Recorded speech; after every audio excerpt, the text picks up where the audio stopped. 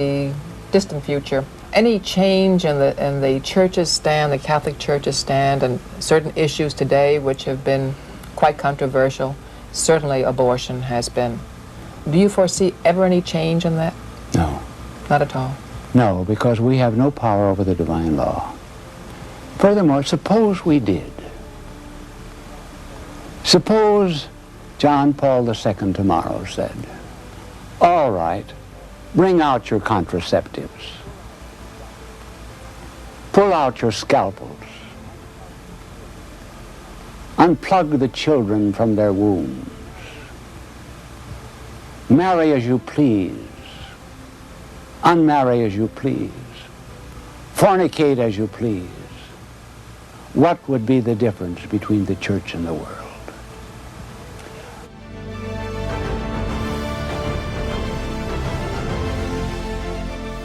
But meanwhile, Bishop Sheen, you do have many women who have had abortions, who go to church. Yes, there's no reason why they shouldn't go to church and pray the good Lord will forgive them. That's good. I'm glad they do. You mean better that if they're going to have an abortion that they still go to church than not at all. Yes, exactly.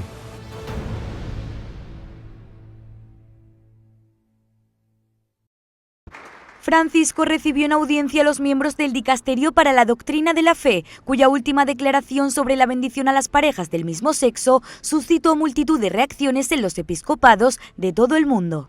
El Papa quiso subrayar dos cosas de este documento que van en la misma línea del prefecto del Dicasterio, Víctor Manuel Fernández. La prima è che queste benedizioni, fuori di ogni contesto e forma di carattere liturgico, non esigono una perfezione morale per essere ricevute. La seconda, che quando spontaneamente si avvicina una coppia a chiederle, non si benedice l'unione, ma semplicemente le persone che insieme ne hanno fatto richiesta. En cuanto a los próximos pasos de este dicasterio en asuntos doctrinales, el Papa también confirmó que la doctrina de la fe está preparando un documento sobre la defensa de la dignidad de la persona. Yeah, sure. So we're able to bless same-sex couples, but it can't look like a marriage. It can't look like we're doing a wedding where we're in liturgical vestments and they're exchanging vows and things like that. So it's a little more informal. It's just, asking God to bless the couple, but not a rite, There's a lot of feelings on both sides of this issue here. Conservative Catholics are pushing back. What's your message to them? My message is really to try to get to know LGBTQ Catholics, try to get to know couples and see why they would need God's help, right? And get to know them as friends. I think part of the sort of pushback is a misunderstanding of their place in the church and really not knowing them well. I think when we get to know people, we see them as human beings, as not as categories and stereotypes.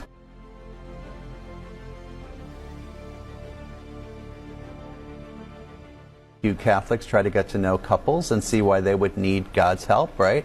And get to know them as friends. And pray the good Lord will forgive them. That's good. El Padre Tomás sobre fiducia supplicant.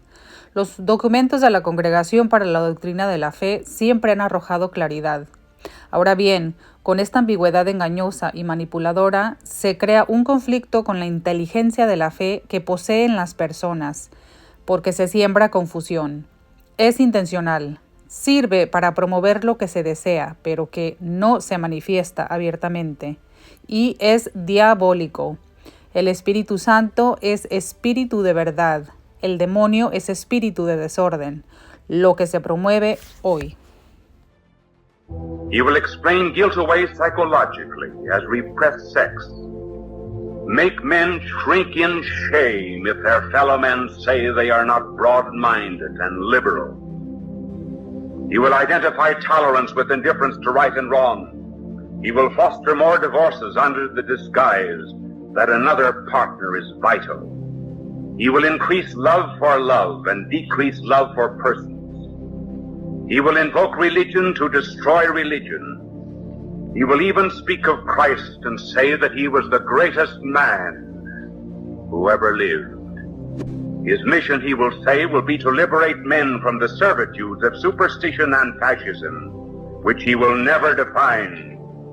But in the midst of all his seeming love for humanity, his glib talk of freedom and equality, he will have one great secret. which he will tell no one. He will not believe in God. Distressed by the fact that in many cases you have men and women living together without marriage? Yes, and principally because it is the destruction of love. We have only eros, the erotic love. We have a love in which the ego projects itself into another and says, I love you, when all that is loved is the pleasure that is found in the other person. And this kind of love is the destruction of the family and the destruction of the human person.